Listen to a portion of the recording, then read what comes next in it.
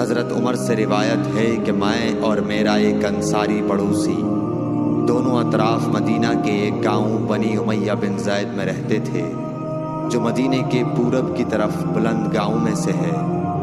ہم دونوں باری باری حضرت صلی اللہ علیہ وسلم کی خدمت شریف میں حاضر ہوا کرتے تھے۔ ایک دن وہ آتا، ایک دن میں آتا۔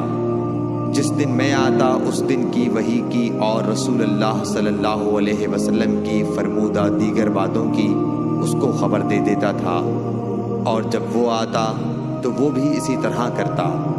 تو ایک دن وہ میرا انصاری ساتھی اپنی باری کے روز حاضر خدمت ہوا۔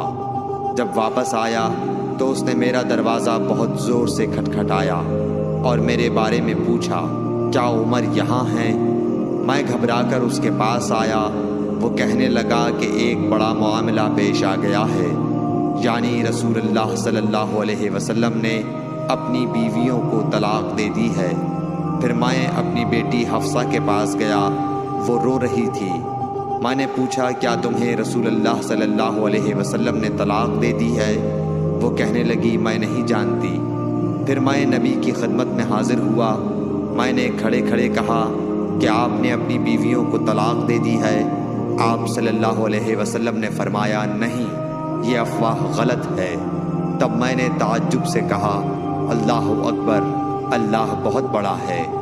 صحیح بخاری، حدیث نمبر 89۔